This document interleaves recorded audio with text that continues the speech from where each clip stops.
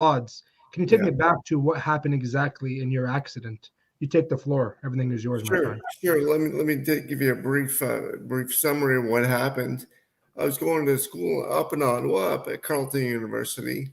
I was planning on getting married to my fiance back in Chatham, which on a good day, on a clear day, is about an 8 hour drive from Ottawa back to Chatham. Um, and so I would come back every so often, just to help with the wedding plans. And at this time, I hadn't been home for a while, and it was getting closer to our wedding date, about 2 3 months away, and so I needed to get home just to put some finishing touches on our wedding plans.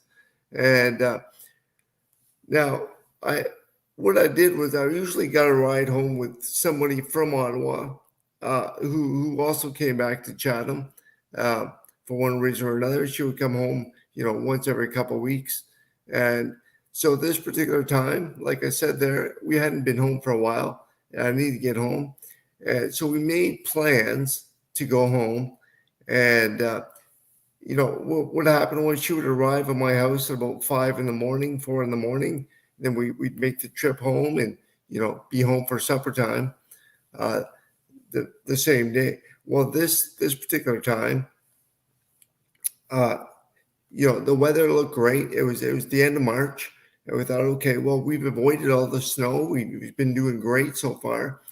And this particular time, when she arrived, it was about 4 or 5 in the morning, and we were hit with a massive snowstorm just out of nowhere. It was one of those snowstorms that just kind of covered all of Ontario. And so at the time, we didn't really have cell phones, and we didn't have any other way to communicate.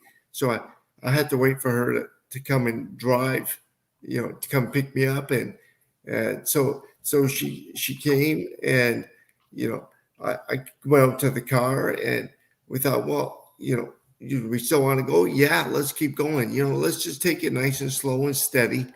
Maybe we'll be home at night. It's not a big deal. So it just so happened at the same time, unaware to us, the snowplows were on strike.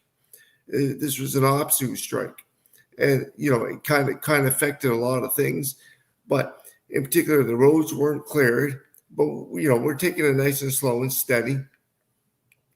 And what happened was, I got in the car, and I reclined the seat. Now there's a big dog in the back seat, so I couldn't recline the back too far, but just enough to get to fall asleep and relax. So I did that, and we're going along the 401 back to Chatham, and then all of a sudden I wake up and I just feel hungry, and uh, I woke up, and I said, where are we? And we were only in London. And this was about 12 hours later. So we stopped at McDonald's, did the usual thing. And now from London to Chatham, it's probably about an hour and a half to get back to Chatham. And I usually just stay awake for that entire ride. But again, for some strange reason, reclined my seat, fell back asleep. Now, this is where it kind of gets blurry because I was asleep the entire time. Um, and usually I would wake up from the rush of the car slowing down coming off the 401, but this particular time I didn't. Are you still there? Yep. Okay, great. I've lost something. Oh, there we go. I'm back on. Um, so this particular time I didn't wake up. Uh, And apparently, what happened was we came into the city limits of Chatham. We came over some railroad tracks, and again, because the roads weren't cleared, we spun out like this. And a car coming the other way must have just hit the same patch of ice, T-boned our car directly where I was sitting. So it just crushed the car from full size to about half size. And they're not sure what happened to me. They said, I should be dead. And, the ambulance was called, paramedics were called. They gave me the defibrillators a few times to jolt my heart back, back to being alive.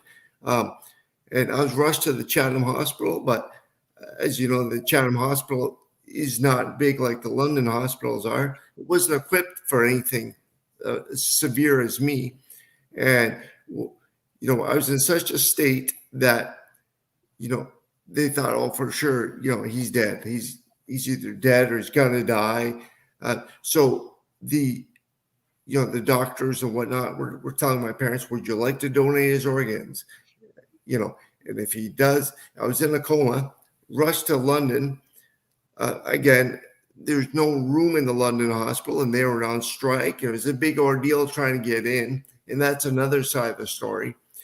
But so then I'm in London, and they're telling my parents he'll never be the same. He'll never be the same. He'll never walk again. He'll never talk again. He'll be on machines his entire life. If he does wake up, he's not going to remember you. He's going to be mad all the time. All this type of scenarios, all the worst case. And because I technically I was dead. I was like inches or from death, and so they were just keep me alive by the machines. I've got the trach hole in my throat there.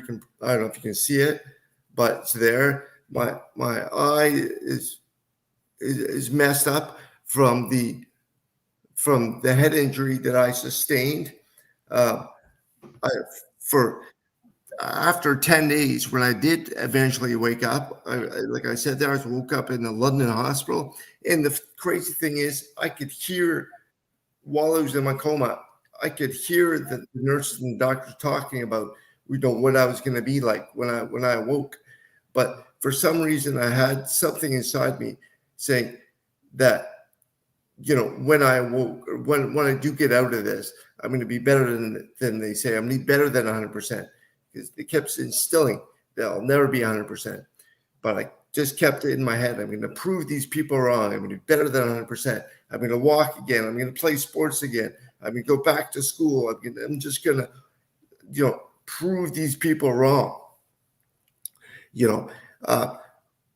Then after I did wake up, I was blind for a while. I couldn't see anything. And then I started to see double of everything.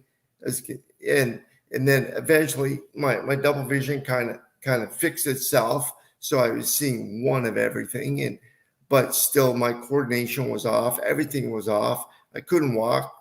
I couldn't talk, but it just took, much rehab and the great work from the nurses and the therapists at the London hospitals.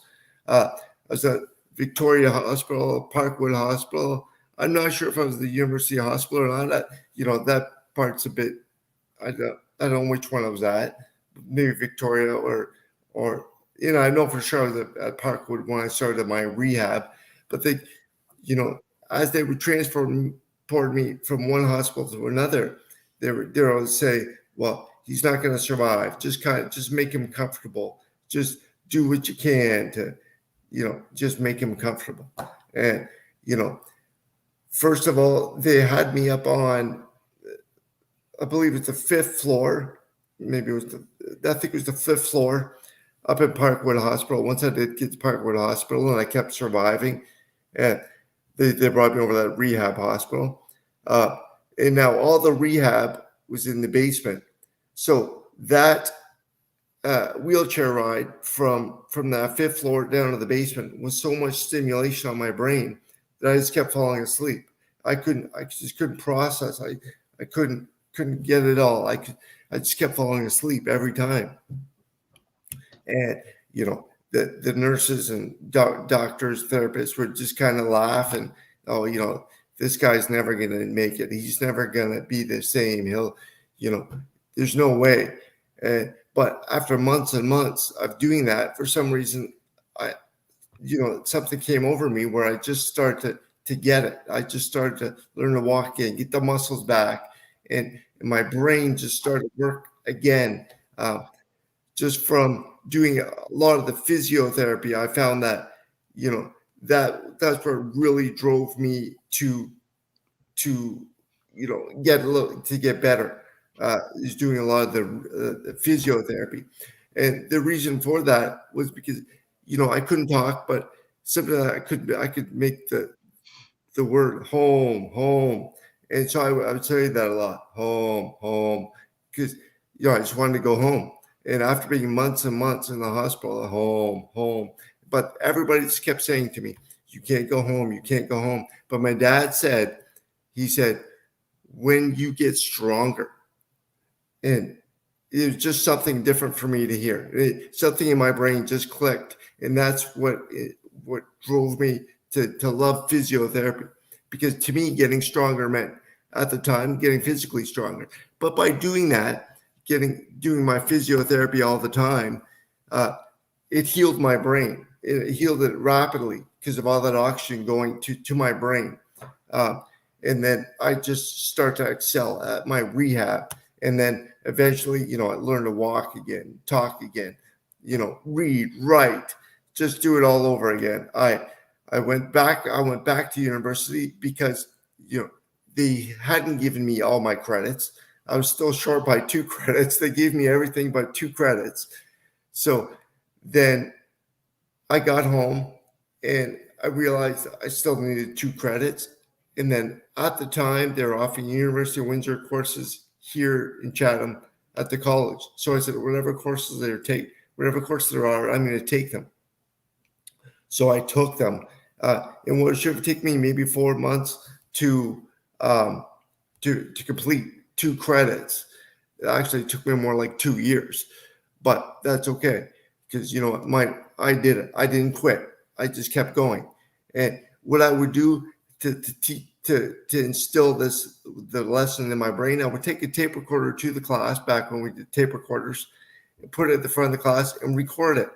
And then when I went back home, I would play it over and over and over and over and write the best notes I could. And that's how I learned to learn again and to learn to read again. It took me a lot to learn to read again and to learn to socialize again and to do everything again. But I did it. I went back to playing sports. I went back to playing soccer. I went back to, everything you can imagine. And hopefully I excelled at whatever I was doing. And, if I didn't, that's okay. Cause I've survived. I've come back. I've come back to being about 100%. Like I said, I would do, in some areas like my eye is not back to 100%, but other areas like how I feel about people and the empathy I feel toward people who are else because I went through it as well. I feel that now. So I feel like I'm more back to 100% than I was before. And I ended up marrying the same girl. She stayed with me, which was incredible. My parents said to her, you can leave if you want, because we don't know if he's going to come out of his coma. We don't know what it's going to be like if he comes out, when he comes out. Don't know if he's going to remember you. But she came to the hospital every day to come and see me from Chatham to London every stinking day, which was just amazing. And I'm still married to her today after 25 years. So we have 4 kids. So yeah, that's the short version of the story. So yeah. Wow. Mm-hmm. Wow. I'm speechless. Yeah. Well, you know what, Joe? Steve, Yeah. I can relate to you. I'm not going to tell you my story, but I relate with you 125%. Like, Yeah. Good. My question would be, I know how long it took me with all of that physio and learning how to speak, learning how to walk, motor skill, speech therapy, writing therapy. How long before, with all of your physio that went into play here, how much time went by before you, as an individual, when your soul starts to talk to you, and at what point, how long, when you finally said to yourself, my God, I'm feeling better. I'm better. How long was that period, Steve? Do you recall? Well, what I would call is just, every day, just improving it and not letting them get, like you said, to your spirit, get to your soul. Because every day they would say to me, Steve, don't worry if you don't get back to 100%. Nobody gets back to 100%. 1 in a million make it back to 100%. And this was every day. And now I don't know why they were saying that. Maybe they don't want me to go into a depression, or maybe they're just trying to motivate me. I'm not sure. But what I would say to them, you're right. I'm going to be better than 100%. And they would say, well, 1 in a million make it back. I said, well, I am the one. I'm the one.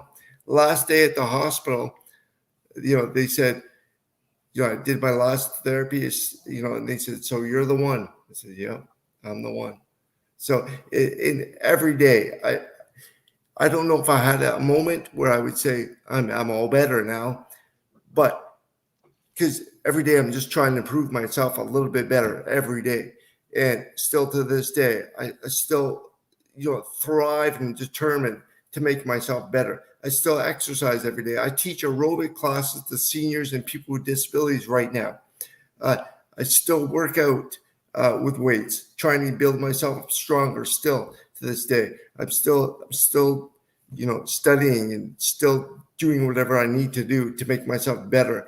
So I don't know if there's a moment where I say, well, I'm all better now, because I feel I can always improve.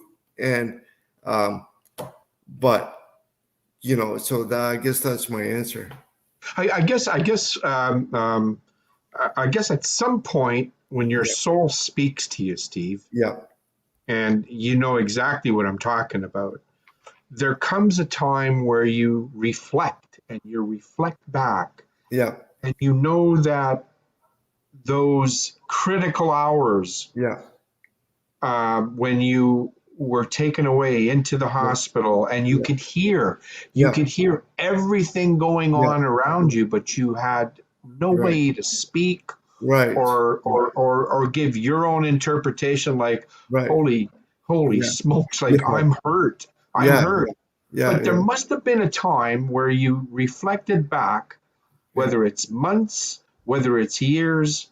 Right. For me, it was about 2.5 years Yeah. before I could reflect back and I go, oh my God, Yeah. look where I came from. Right. And the last words my neurologist said to me 2.5 years earlier was, go home and just live your life, Mr. D'Antonio. Wow. Yeah. And,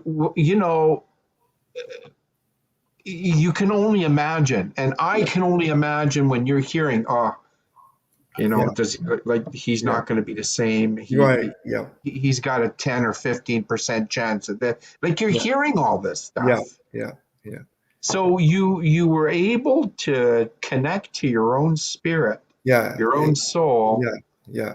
and you knew in your heart Yeah. that you were going to beat whatever elements were in front of you. Yeah. Yeah. And I commend you, because it takes a special person Thank you. to get through that. Yeah. So, you are a special person, Thank you.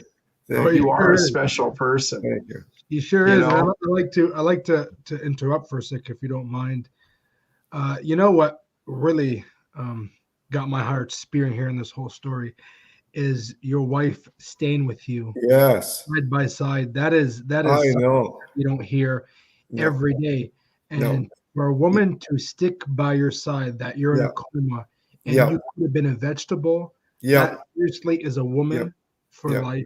And I know. Always by your side. And God bless you and your 4 beautiful children. And one day, this book will be the impossible odds of North America. Believe me. So when I heard your wife sticking by your side, that just did. Oh my goodness, that's a gift. That's a gift. Oh, it is. Yeah. Well, that's true love. That's somebody. You want to talk about love? That's love right there. Yeah, folks. I know. It's. I thought, well, I better marry this woman, right? But we were engaged. We weren't even married yet. So, like, that's the my parents. My parents even said to her, "You could leave," and she got mad at them. They said, "I'm not going. I'm not leaving." Yeah. So that's pretty amazing. Yeah. So you go from being yourself, driving a beautiful vehicle Yeah. into a coma, Yeah. not married, No. engaged. She could have left you. She got pissed off because you could leave, and then stuck by your side, and now you're happily married like myself. That's something else, Steve. Yeah. And that's something you don't hear every day. And where can we purchase this book, my friend? Okay. So the book's called Overcoming the Impossible Odds, the Steve Bottrill story. And you can purchase it on Amazon, amazon.ca, amazon.com. It's available, on paperback or, on ebook. It's up to you which one you'd like to buy. It just goes more in depth to my story. I only briefly went over it, but there's so much more to the story. Oh, and I've written another book, Winning Every Day, also available, but this one's only available on ebook on amazon.ca. And again, it's just gives you my different insights on what strategies I use to help, win every day. As we see here on Amazon, folks, this is the Overcoming Impossible Odds, the Steve Bottrill story. Make sure you go on Amazon Canada and purchase the book for $10.52. And free delivery Tuesday, May 9th. Your first order details are fastest delivery Sunday, May 7th. Order within 4 hours and 32 minutes. Details in stock. So I'm going to get myself one. I'm not sure if you're going to get yourself one, Tino, but that's an inspiring story to be on the Joe Sports Channel and to have that book. Come on, Joe. I'm going to get one. Jeez. Yeah, you can read, like you can see there's a little excerpt of the little synopsis of the story there on the back. Yeah, but yeah, it's it goes really more in depth to my story, and you'll be amazed at what else there is to my story. Steve, I have a question for you. Yeah. What is your biggest accomplishment after everything that happened to you? Yeah, that is a good one. Being married for this long is a huge accomplishment. Over 25 years, 4 kids. Again, coming back and walking and talking, playing sports again, writing books. I couldn't read or write, and now here I am writing books. This was all before Chat GPT and all that. So I did it all before any of that. Going back to school was tough for me. So I don't know if I can pinpoint it to one, but definitely those few ones I just spoke about are very, I'm proud of those. Being here, able to speak to you, this is great. I'm speaking on a podcast here about my story, and I'm inspiring others through my story. I think that's just amazing that I can do that I'm able to do that. Inspire the millions of people if they're watching your show, yes, right? Yes. And the more I can help people, I teach exercise to seniors and to people with disabilities. It's hard to pinpoint one area that I'm most proud of, because I'm just, every day is a blessing for me. I'm just thankful for my life. I have a full-time job. I married, 4 kids. It's like the list goes on. I don't know if I can pinpoint. Cycle of life, my friend. That's a cycle of life, and that's right. You appreciate all the moments that you have with your beautiful wife. And this is a story to look on for years on, and just be proud of yourself and give applaud to yourself in the back. What you have done, not too many people have done. It's not, people win a lottery once in a while, but this is beyond a lottery. This is something that will be down in history one day. Your kids, their kids' kids. It will keep going on and on. Yeah, wouldn't that be great? I said to myself, you know what? I want to bring Steve Bottrill on because this is one show to remember for years on. And I'm a sports broadcaster, but I put sports to the side and listen to your story and to hear what you have to share. Thank you so much. No, you're welcome. Thanks for having me. No problem. Tino, last words, my friend? Well, I was going to ask, people that suffer from a brain injury, a serious brain injury. Yeah. The one thing that I find that's quite common with head injuries, and I've spoken to other people with serious or who have undergone a serious head injury, is they have difficulty with controlling anger.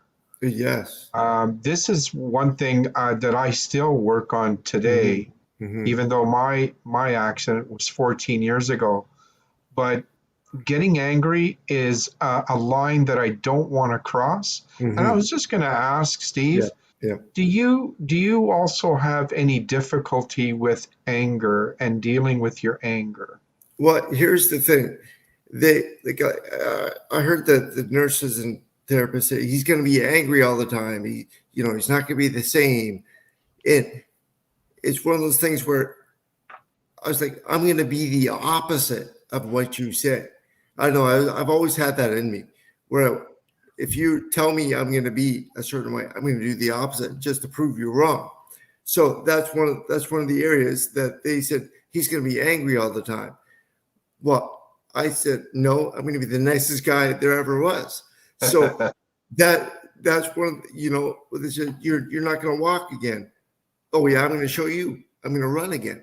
And I did end up running against a national running champion. She also worked as a therapist at the hospital, and we had a couple of races, and the book goes more into detail about that. But the angry, they said he's going to be angry all the time. He's going to be mad. He's going to wonder why this happened to him. Life's not fair. But I said, I'm going to be the opposite. I'm going to show you. I'm going to be the opposite. I'm going to be the nicest guy possible. So that's what I did. I became the nicest guy possible. And, the anger now, like at certain moments that could trigger me to get angry. I've pushed it down so that, I don't get angry now. I'm always happy because I'm just so thankful to be alive, thankful for life, thankful for everything I have. For sure. For sure. It's a tough mountain to climb, Steve. It is. And you're still climbing it. I am. You're still climbing it. Yes. Tell you another thing too. Like every morning I look in the mirror and I see myself. Like I look like this. But that could easily make me angry and mad, because look at me. I totally look different. But on the other hand, like I've done a lot of volunteer work and work with the disabled or other people with brain injuries.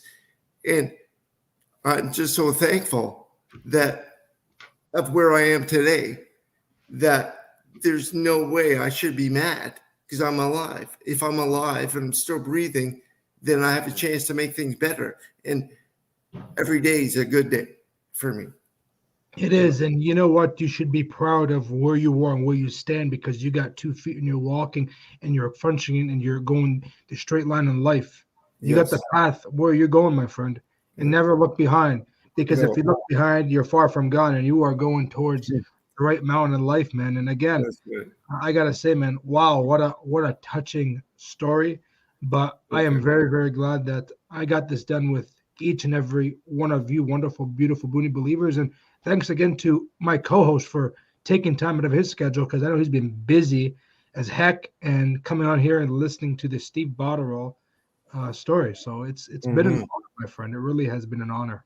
Thank you. Thanks for having me on, Joe. Steve, you have 5 special reasons to continue on fighting as you have, your wife and your 4 children. You got That's 5 right. special reasons. That's right. And the fact that she stuck around, Yeah. I'm living proof that I have a wonderful woman in my life who stuck around. Yeah. She didn't have to. You know, I'm a little older than she is. She could have gone on and lived her life. Yeah. But she was by my side and she took care of me, just like your wife took care of you. Yes. In those moments of despair and uncertainty. So God bless you. God bless your wife and your children to have such a wonderful person in their lives. Yeah. Thank you. I wish you nothing but the best, and I hope that we can talk again soon in the near future. Thank you. That'd be great. Yeah, I would love to. Steve, before I let you go, I have a few wise words to say to you. First off, you're a good-looking man. You're an honest man. You're a sexy pinata, and you should be very proud of who you are and who you stand for. And I wish you nothing but the best. And I look forward to bringing you back on the Joe Sports channel. Yes. Again, we put sports aside today to listen to your story. You are the inspiration, and you are the man that should stand in front of everybody and says, I did it. It's impossible. The Impossible Odds by Steve Bottrill, and you're going to inspire millions of people. Thank you. Thanks, Joe. Take care, my friend. Thanks, Tino. Thank you, Steve. All right. Thank you. What an inspiration. Oh, that's one. What a beautiful person. Wow. That's something to reflect on. Wasn't expecting that kind of story on tonight's show. And you know what? He gave you the Reader's Digest version. I'm going to buy his book. I am too. I'm going to purchase it tonight when I get back from my appointment. I want to read that book. You know, people have always said to me, Tino, why don't you write a story? Write a story about your life. Write a story of, you know, what happened when you woke up and you found yourself on a breathing apparatus at the Burnaby General Hospital. And, you know, what were your thoughts? You know, I mean, I've never really gone back because you and I just touched on it just the other night. And you even said to me, it must be difficult to talk about. And it is because, you know, I was led to believe at the time, just like Steve, you know, you can hear everything around you, even with a breathing apparatus. And I was in a state of shock. I was basically comatose. Mm-hmm. But in that state of shock, I could hear everything. I mean, the first words I heard was fast track them. And I was on a gurney. And I can feel the wind, the air of inside that hallway bristling through my body and wondering where they were taking me and where's the end result. But, you know, listening to Steve brought back a lot of feelings. That's why I asked you. I asked you, Tino, you want to come on? I don't want to bring back those touching feelings and those memories. And you said no. But you know what, Joe? What was special about that is I met somebody who, in some capacity, endured the same pain and struggle of having to relearn. I mean, learning how to walk, learning how to talk, learning how to write. Even sometimes to this day, 14 years later, I get glitches. And I forgot to ask Steve, do you ever get any glitches where you're suddenly talking and then all of a sudden, glitch? It's like your brain stops working and it's like you're struggling with, okay, where do I go from here? But, you know, he did wonderful. He was absolutely wonderful. He didn't miss a beat.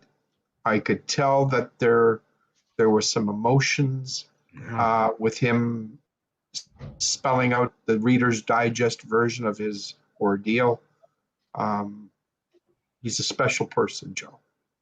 He is, and something to remember for years on end. As I repeat myself for the third and last time. Now, before I let you go, the Janet Wells story, and now we get the Steve Bottrill story. Where do we finish and end off? Where do we go? The one, the two. What's your favorite one? There is no favorite one because each one, Joe, each one is special in its own right. Each party showed different types of strength to carry themselves forward. You could never compare the two, and there isn't one that's better. It's just good for viewers to see what real people go through and the challenges that they have before them and their struggles to get through those challenges to come out a winner. And both Janet and Steve, they're both winners. Yeah. Right? Because they got through those challenges. Mm-hmm. And I think we should have more people. Sports is sports. And it's always nice that you break off, Joe, and go to that personal aspect of a persona. And you bring these type of stories to the viewers. I think it's phenomenal to hear those stories. And it gives other people hope that if something ever happened to them, or it could be that somebody that's watching just experienced a traumatic moment in their life and they're in despair, they're thinking about suicide, they're thinking that they're not worth it, and they listen to guys like Steve, they listen to guys like Janet Welch. Wow. It's an eye-opener. So, you bring sports into the spotlight and stuff, but every once in a while when you break off and you bring in these types of stories, I think it's great. I think it's absolutely phenomenal. It's great too, Tino. And I know we got a couple minutes left before you go. Last thing to say is people deserve to be spoke about, heard about. Again, like I said, I'll repeat myself for the last time. I put sports aside to listen to stories like this because this inspires myself to be a better person and appreciate life more.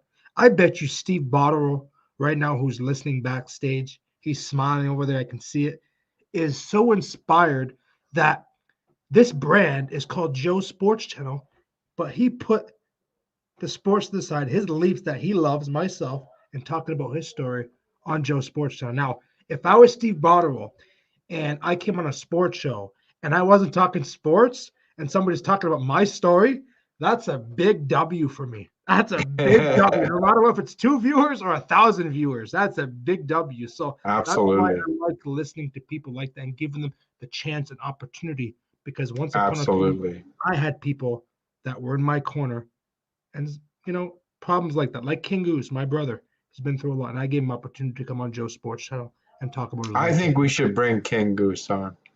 I think so. I think we should. I could not believe the change in his persona, his walking, just his overall characteristics from a year ago, Joe. A year ago when I saw him, I thought, oh my God.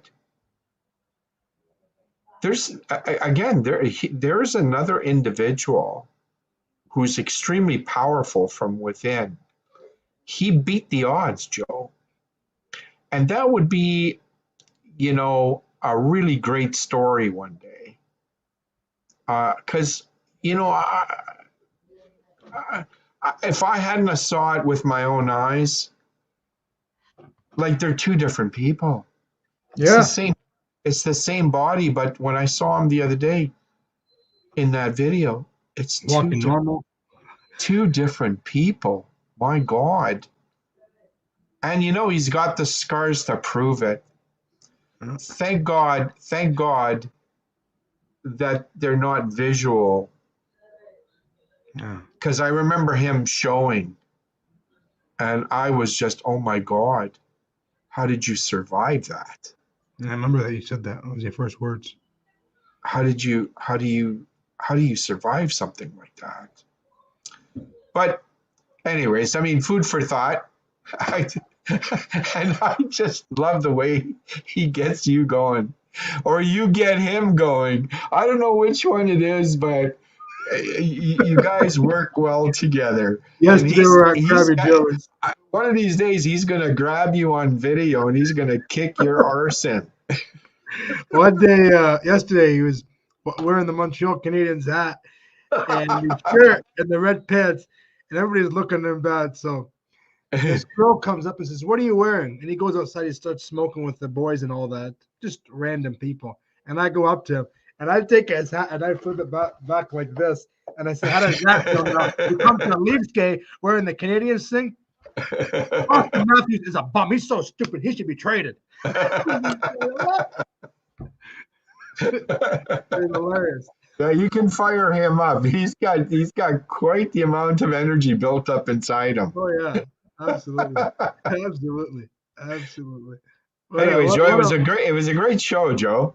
Thank you. Great show. I loved it. I really loved to hear his story, and let's do this again sometime soon. Yes, let's do it sometime. We got a few more people coming up, and we got some big news I'll share right now. May 7th. Not May 7th. Where's my calendar? I'd like to announce this right now before I get off here. If my schedule is here. There we go.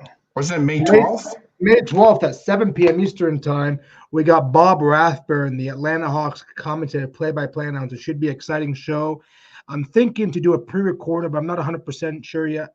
Live, but I will announce that in the next few days. So anybody who likes basketball and likes Bob Rathburn, listen in, because his story is very inspiration, and he is going to inspire the Joe Boonis and the Booni Believers. So May 12th at 7 p.m. Eastern time with your co-host Tino D'Antonio and your host Joe Booni from London, Ontario, Canada.